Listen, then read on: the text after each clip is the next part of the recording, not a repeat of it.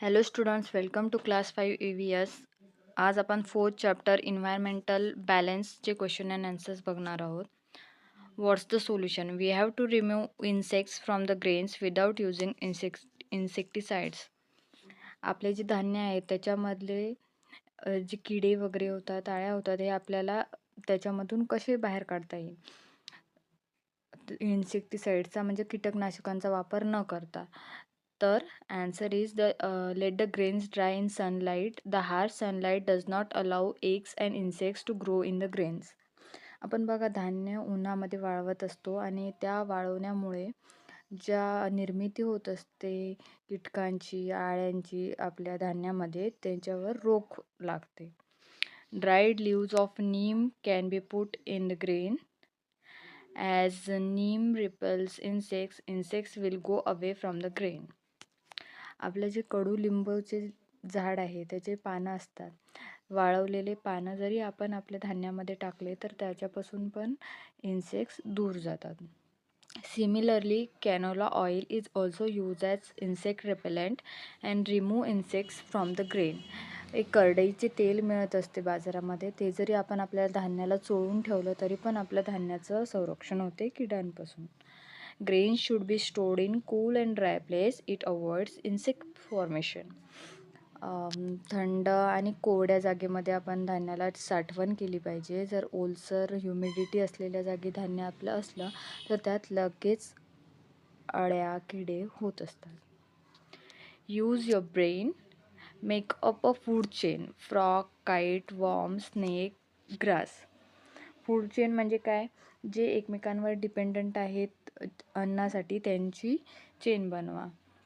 आता ग्रास आहे, गवत, वॉर्म्स खातात, ज्या आळ्या वगैरे आहेत त्या गवत खातात, झाडाची पानं खातात, राईट. आणि हे ज्या आळ्या आहेत फ्रॉग्स खातात. फ्रॉग मीन्स आपले बेडूक आळ्या खातात. साप जे असतात स्नेक्स, ते फ्रॉगला खातात. आणि kite, kite is a bird which eats snakes. So this is the food chain: grass, worm, frog, snake and kite. Answer the following questions. What is the food chain? Give an example of it.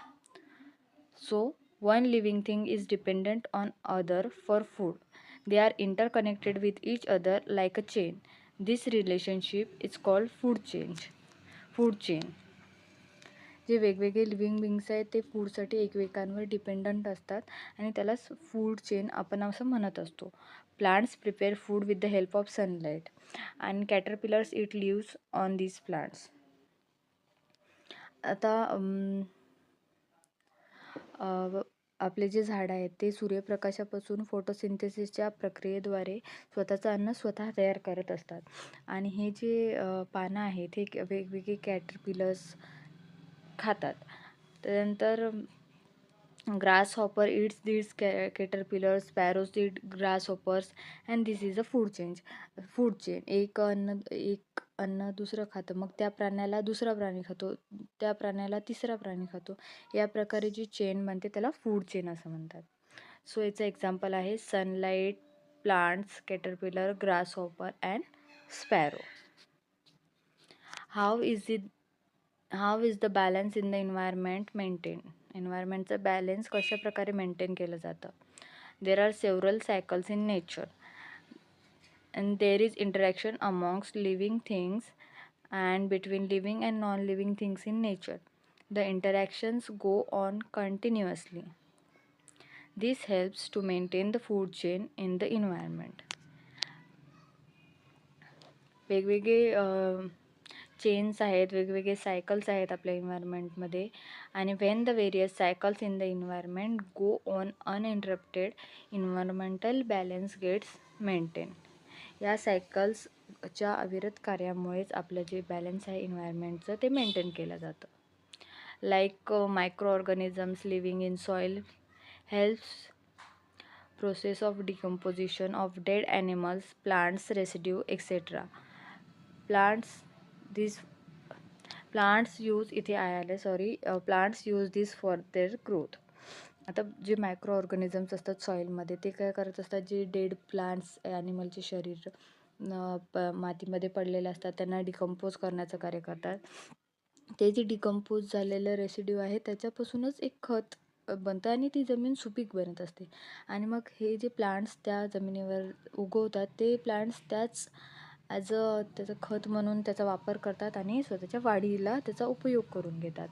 Then living things use oxygen from the air for breathing and give out carbon dioxide. Plants use carbon dioxide for making food and gives out oxygen. तर जे living आपण जे humans आहेत आणि other animals जे आहेत ते काय करतात तर ब्रीदिंगसाठी ऑक्सिजनचा वापर करतात आणि आपल्या ज्या श्वासोच्छवासच्या रेस्पिरेशनच्या क्रियेद्वारे कार्बन डायऑक्साईड जनरेट करून बाहेर टाकतात. आणि हे जे बाहेर टाकलेला कार्बन डायऑक्साईड ते जे प्लांट्स आहेत ते प्लांट्स ब्रीदिंगसाठी कार्बन डायऑक्साईड इनहेल करतात म्हणजे आत घेतात आणि बाहेर काय देतात तर oxygen. What substance in the soil are useful for the growth of plants? सॉईलमधले कोणते सबस्टन्सेसचा प्लांटच्या ग्रोथसाठी यूज होत असतो. So micro organism decomposes dead animals and plants residue etcetera ETC. So micro organism हे जे सगळे पदार्थ डिकम्पोज करतो अँड दस form the useful and from this substance is form that is useful for the growth of plants. From this substance, from this a substance is formed that is useful in growth of plants. Then plants require water, minerals from soil for their growth, and these substances are useful for the growth of plants.